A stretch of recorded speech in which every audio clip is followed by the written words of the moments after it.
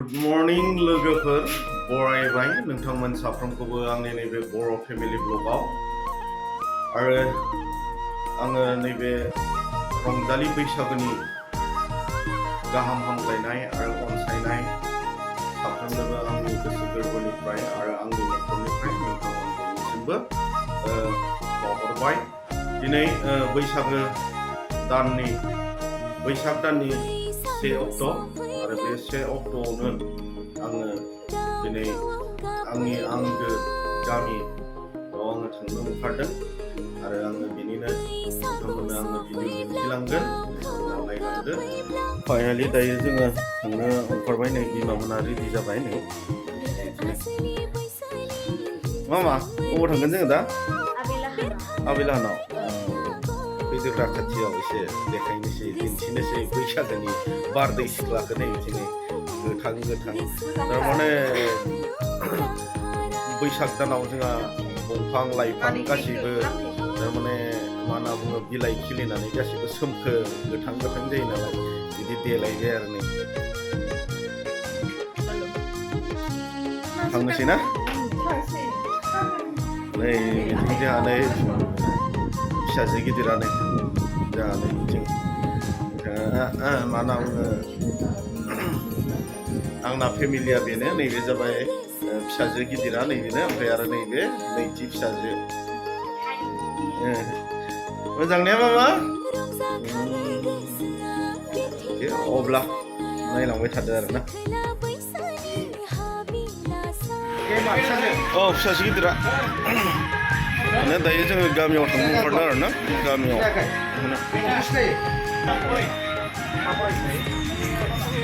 आङो दायो नैबेयाव जाग्रा होरि लाबाय आरो ओमफ्राय दायो थांसै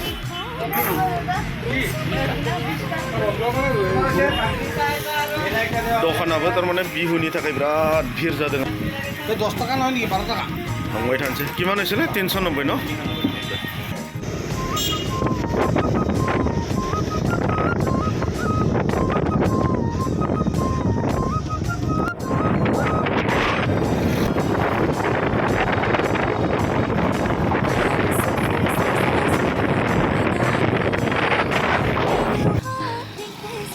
दायो आङो गामियाव सफैबाय आरो ना नैबेनो गामिनि सका नैबेजों हाबलांनांगौ आरो जोंनिया नैबेजोंनो बे थांबाय मेन रड बेनिफ्राय आरो नैबेथिं नैबेनो आरो गामिनि सका ओमफ्राय दायो बिनिफ्राय जोङो न'नि थांनाय लामाखौ आङो दिन्थिलांगोन आरो माबायदि नै दायो जोङो हाबबाय गामिनि मेन रडनिफ्राय जोङो हाबबाय आरो न'थिं थांनाय लामायाव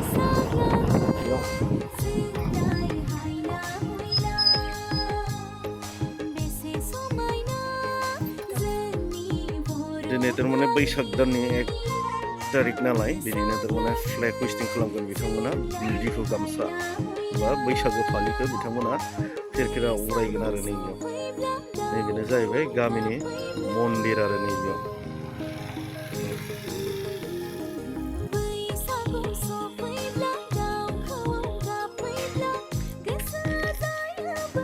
फाइनालि दायो जोङो न'आव सफैबाय आरो नै सफैबाय मामा आउलानि न'आव जोङो दायो न'आव सफैबाय नै बिमा मा खबर मोजां दे न'आव सफैबाय दायो नै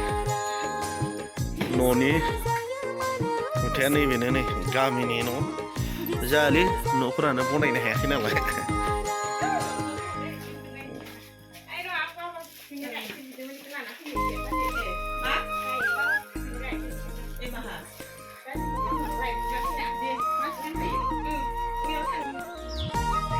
मामा सफैबाय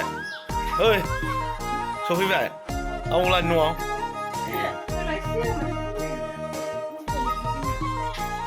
न'आ नैबेनो आरो जोंहानि गामिनि न'आ न'खौबो मोजां कमप्लिट खालामनो हायाखै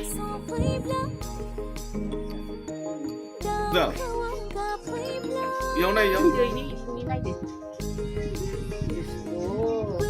जादों गिदिर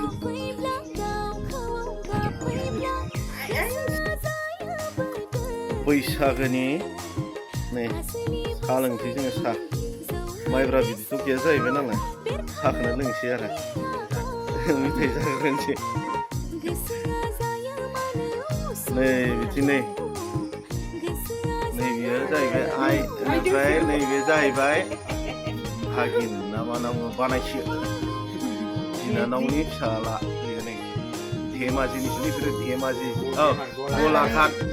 गलाघाट जिल्लानि ओमफ्राय नै बिथिं जाहैबाय नै आबाया नैबेनो आरो नै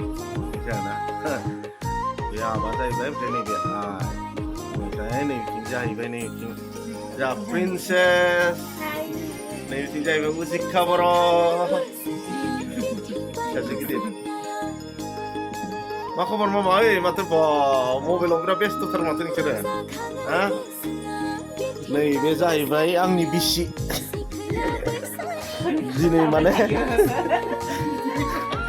माने दिनै बैसागो 1 तारिखनि बैसाग दाननि 1 तारिखनि थारमाने बिहाव बिखुनजोखौ मान बावनो फैदों आरो बे दिनै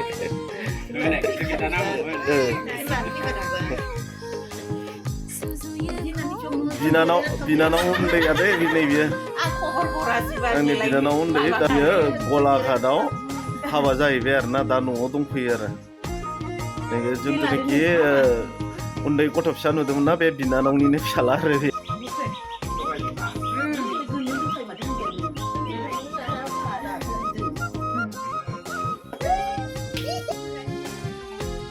जाखांबाय दायो बय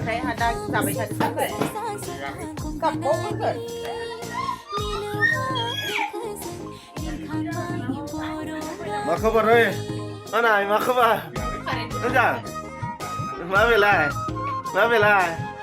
हा गय हा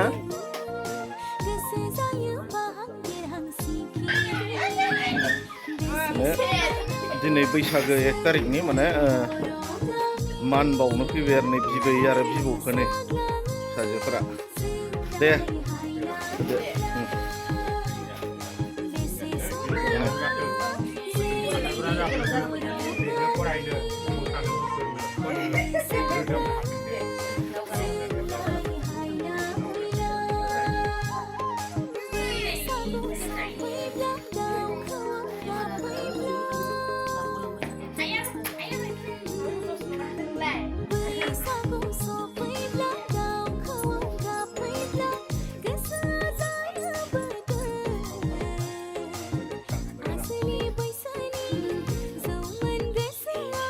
जाबाय नै बिहाव बिखुनजो आरो बिहामजो फटक लादों नै बिथांमोनखौ खेबबाय बैसागोखौ बरायनायजों लोगोसे नै फटक लाबाय आरो भिडिअबो खालामबाय आरो बिथांमोनखौ गोदान बोसोरनि दायो जोङो थांनो ओंखारबाय आरो नै दे बानाय थादो दे चेक एसे लाजिबायसो बेयाव थाबाय थाथ'दो रिता जों थांबाय थानोसै दे